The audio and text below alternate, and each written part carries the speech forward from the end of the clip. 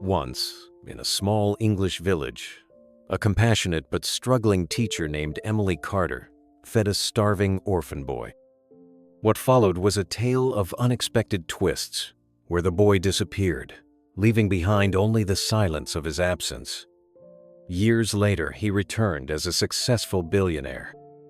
It was a crisp, quiet morning when Emily Carter, a kind-hearted young teacher, walked eagerly to her new position at Brookshire Primary School in the small English village of Hampton Grove.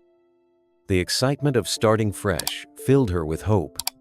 She had just been transferred to this modest village school, and it was her first day. The road leading to the school was lined with trees, and the children played in the fields as she walked toward the school gate. As she neared the gate, her eyes caught a glimpse of a small boy standing off to the side, looking lost and forlorn. His school uniform was dirty, torn, and hung loosely on his thin frame. The sadness in his eyes struck Emily, and she walked over to him with a warm smile. "Why are you standing here? Why haven't you gone inside the school?" she asked gently. The boy looked down, his face flushed with embarrassment. "My clothes are torn," he said softly. "The other kids will laugh at me, and I'm very hungry." Emily's heart sank. She knelt down and asked, "When was the last time you ate?" The boy hesitated before replying, "I haven't eaten since yesterday. My guardian didn't give me any food." Emily was stunned. "Why would your guardian do that?" she asked, confused and concerned. The boy, whose name was Oliver, sighed heavily. "My father isn't really my father. My parents are gone, and I live with my uncle." He looked at Emily, his eyes filled with a mixture of sadness and exhaustion. Without a second thought, Emily took his hand and led him to a nearby cafe. She used her own money to buy him a warm meal rice and stew. As he ate, Oliver's tears welled up. "Thank you," he whispered, almost afraid to believe someone would help him. After finishing his meal, Emily smiled at Oliver and said, "Come on, let's head back to school now." However, Oliver shook his head. "I can't," he said, his voice quiet. "If I don't get a new uniform, my classmates will make fun of me again. I can't face them." Emily paused and thought for a moment before reassuring him. "Wait for me here. I'll go to the market and buy you a new uniform. I'll be right back." Oliver nodded, but the moment Emily turned her back, something inside him snapped. His eyes darted left and right, looking for an escape, an exit. Without saying a word, he walked away into the unknown. He wasn't heading to school or home. He was leaving, running from a life that had offered him nothing but cruelty. By the time school ended, Emily returned to the cafe, but Oliver was nowhere to be found. Panic set in as she searched the surrounding area, asking everyone if they had seen him. When no one could help, she went to Oliver's house, but it was empty.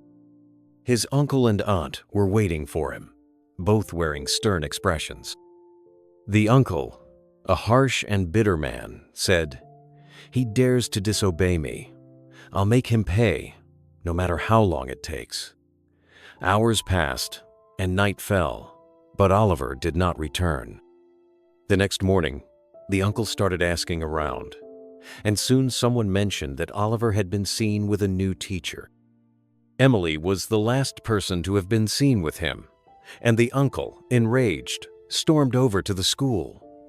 When Oliver's uncle arrived at the school, he demanded to know where Emily had taken Oliver. He accused her of kidnapping the boy. Emily was shocked and confused. "I only gave him food," she explained, trying to stay calm. "He was hungry, and I offered to buy him food." But the uncle was relentless. He rushed to the police and returned with an officer, accusing Emily of being a ritualist. "She's not a teacher," he shouted. "She's pretending to be one. She has my son hidden somewhere." The police officer didn't listen to Emily's pleas and arrested her. At the station, Emily was interrogated, her heart breaking as she tried to explain. She had done nothing wrong. She only tried to help a hungry child. But no one believed her, and she was locked in a cell as the days stretched on. Meanwhile, far from the village, Oliver had made his choice. He walked away from the life he had known, heading to the market square, where he saw a lorry being loaded with yams. Quietly, Oliver crept into the back of the truck and hid among the sacks of yams. No one noticed, and as the truck rumbled to life, Oliver was on his way to an unknown city. The lorry traveled all through the night, finally arriving in a bustling city where people walked hurriedly, cars honked, and life was fast. Oliver slipped off the lorry and looked around. He didn't know anyone, but he felt freer than he had ever felt in his life. In the city, Oliver wandered, unsure of where to go. He had no plan, no place to sleep, but he wasn't going back to the village. He slept behind a tall house in the city, hiding from the world. The next morning, he was spotted by Charlotte Evans, a kind and successful businesswoman. Charlotte had recently moved into the area and noticed Oliver hiding by her gate. Concerned for the boy, she invited him inside and offered him food. As Oliver explained his painful past, Charlotte's heart broke for him. She decided then and there to help him, offering him a place to stay and enrolling him in a school. Charlotte treated him as her own son, and under her care, Oliver flourished. Oliver's life in the city began to change in ways he never imagined. After being taken in by Charlotte Evans, he was enrolled in a prestigious school. For the first time, he experienced what it felt like to belong. Charlotte's kindness opened doors for him that he had never even dreamed of. At school, Oliver's intelligence and determination caught the attention of his teachers. He was no longer the quiet, neglected boy from the village. Instead, he became a star student, excelling in his studies. Charlotte, seeing his potential, encouraged him to pursue a path in business. She introduced him to her network of business associates, many of whom were successful entrepreneurs. Oliver found a deep interest in finance and entrepreneurship. He spent his free time reading business books, learning about investments, and attending seminars. Charlotte mentored him, teaching him everything she knew about running a company. The more he learned, the more he realized that he wanted to create a future that would allow him to give back to those in need, just as Charlotte had given him a second chance. His transformation was nothing short of remarkable.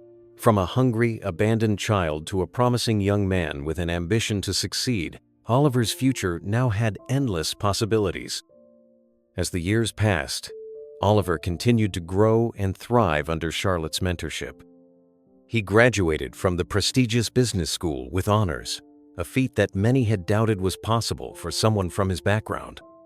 Charlotte, ever proud of his achievements, threw him a grand celebration in his honor. Oliver knew this was only the beginning.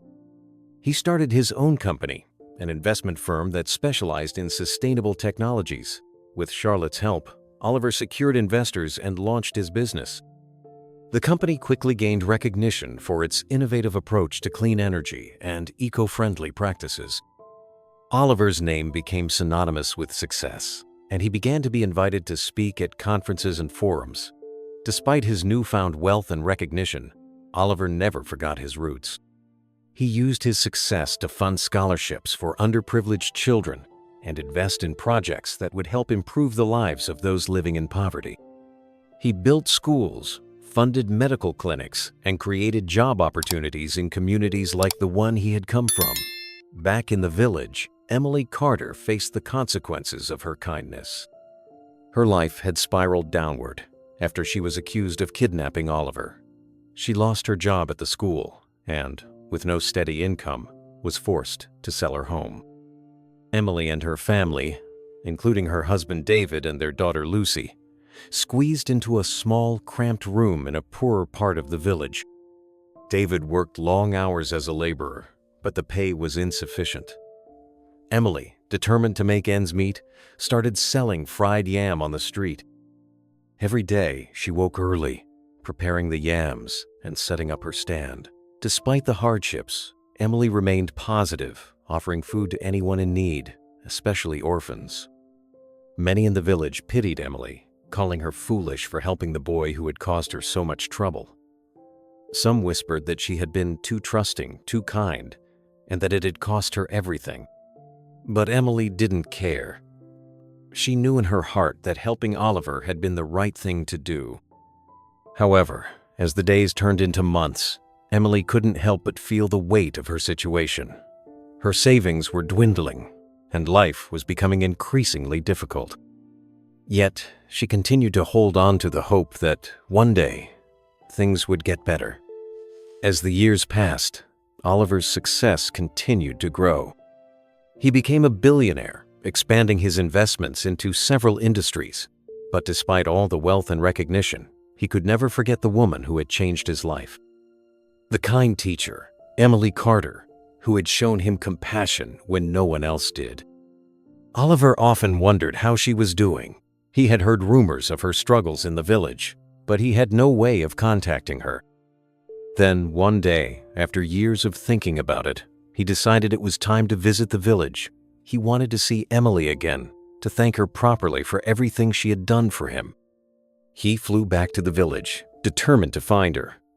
When he arrived, he was shocked at what he saw. The village had changed little over the years, and Emily's modest house had been replaced by a small, run-down home. He asked around and learned that Emily was now selling food on the streets to survive. With a heavy heart, Oliver drove to the location where Emily had been spotted. He parked his car and walked over to her stand. He stood quietly for a moment, watching her as she served food to the children in the neighborhood. Her face had aged, and the struggles of life had left their mark, but there was still a warmth in her smile. Oliver approached Emily, and when she saw him, her face froze in disbelief. "Oliver," she whispered, her voice shaking. She couldn't believe her eyes. After all these years, here he was, standing in front of her as a successful businessman. Oliver smiled warmly and knelt down in front of her.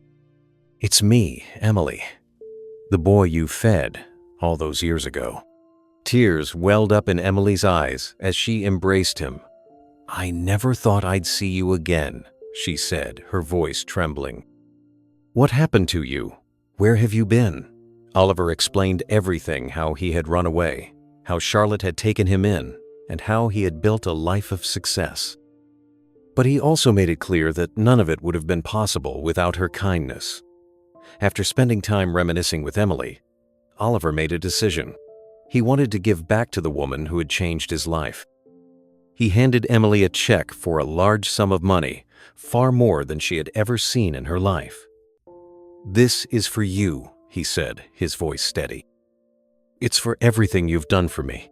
I want you to use this money to live comfortably and to fulfill the dreams you had before everything changed." Emily, overwhelmed with emotion, refused at first. "I can't accept this. It's too much," but Oliver insisted. "You gave me everything when I had nothing. Now it's time for me to help you." Emily took the check with tears in her eyes, knowing that her life had just changed in ways she could never have imagined. With Oliver's help, Emily was able to pay off her debts and rebuild her life. She no longer had to struggle on the streets. The money allowed her to start a small business, which she grew with time and effort. But more importantly, Emily used part of the funds to start a scholarship fund for orphans in the village. Her life had come full circle. She had helped Oliver when he was lost, and now, with his help, she was able to help others. Emily's kindness had come back to her in ways she could never have expected. With the financial freedom Oliver provided, Emily was able to fulfill her long-held dream of starting a school for underprivileged children in the village. The Carter Foundation was born, a beacon of hope for the children who, like Oliver, deserved a chance to build a better future. Emily wanted to make sure that every child, no matter their background, had access to education. The foundation focused on providing education, meals, and even housing for those who had nowhere to go. It became a place of refuge, much like the one Emily had created for Oliver so many years ago. Emily poured her heart into the foundation, using the knowledge she had gained as a teacher to create an environment where children could thrive. Though the village was still small and quiet, the Carter Foundation became a symbol of change, drawing attention from surrounding areas. People from all over the country began to visit, eager to learn from the program that was transforming the lives of so many. The school was a reflection of Emily's own resilience. The hardships she had faced, from being falsely accused to living in poverty, had all led her to this moment. She had found her purpose, and it was rooted in helping the children who needed it most. As Emily's life flourished, Oliver took time to reflect on his own journey. His success had come quickly, but it had not come without its sacrifices.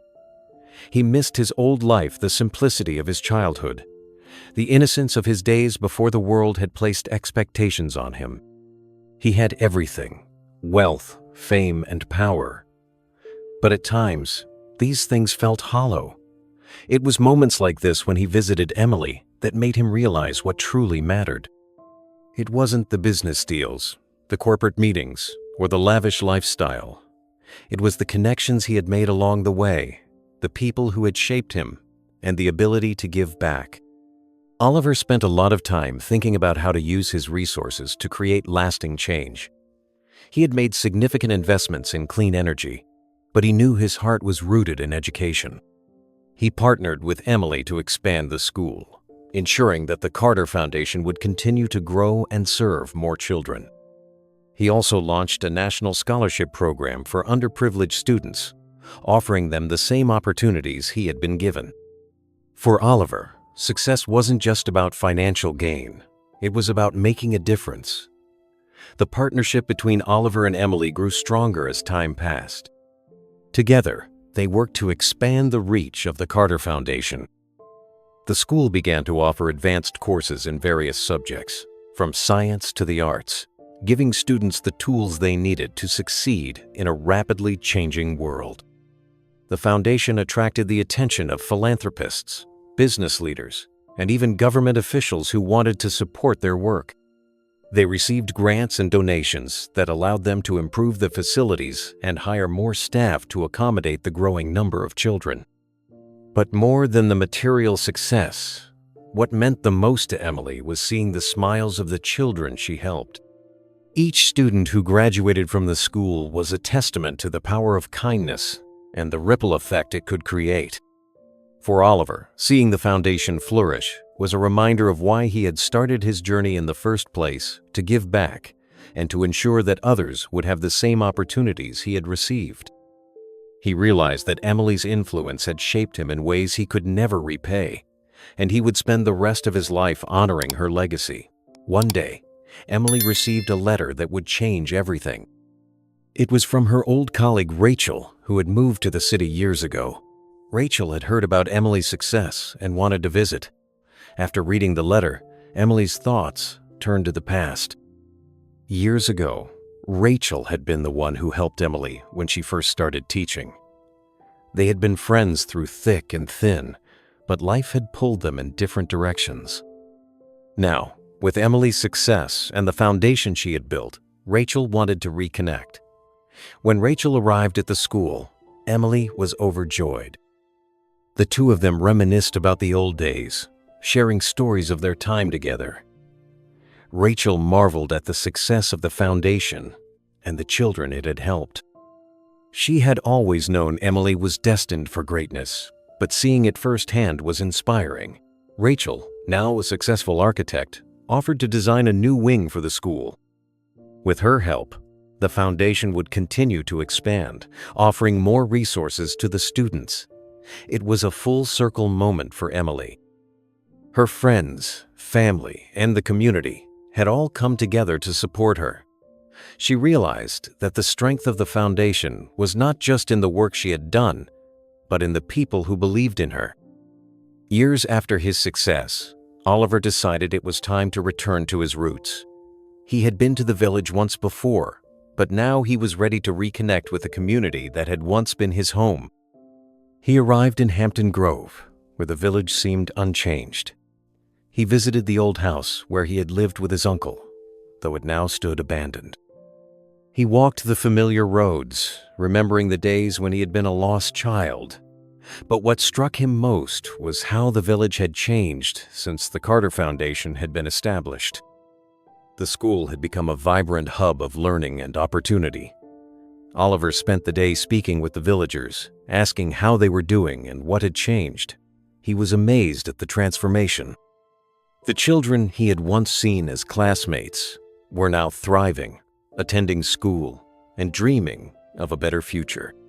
It was a bittersweet moment for Oliver, realizing how far he had come and how much he owed to the people who had helped him. He took a moment to stand in front of the Carter Foundation, now a beacon of hope, and silently thanked Emily for all she had done for him. The success of the Carter Foundation continued to grow, reaching new heights with each passing year. Emily's work had inspired others to take action, and many schools and organizations began to adopt similar models of philanthropy and community support. Emily had set a new standard for how education could transform lives. But Emily knew that her true legacy was not just in the foundation's success. It was in the hearts of the children whose lives had been touched by her kindness. She often received letters from former students, now adults, thanking her for believing in them when no one else did. These letters reminded her that even the smallest act of kindness could change the course of a life. Oliver, too, had created a lasting impact. His investments in education and his philanthropic efforts had transformed countless communities. He had built a network of schools, hospitals, and businesses that worked together to create a better future for the less fortunate. Together, Emily and Oliver had proved that kindness, when given freely, could change the world. Years later, Emily stood at the front of the school, looking out over a room full of students. The walls of the Carter Foundation were adorned with pictures of former students who had gone on to achieve great things. As she spoke to the children, Emily could see the same spark in their eyes that she had once seen in Oliver's. The foundation had come full circle. She had given him a chance when no one else had. And now, she was doing the same for these children. With Oliver by her side, Emily had built a lasting legacy of kindness, hope, and opportunity. And as she looked out at the children who would one day change the world, she knew that their future was bright. Did you learn anything from this story? Let me know in the comments section. Tell me everything you learned from this story. Please leave your answers and join the conversation below in the comments section. If you enjoyed watching and listening to this story, then click on that like button and subscribe to this channel now so that you can see more of my interesting stories and folktales. Thank you so much for watching this video to this very end. Click on any of the video links above to watch more of my interesting stories on this channel.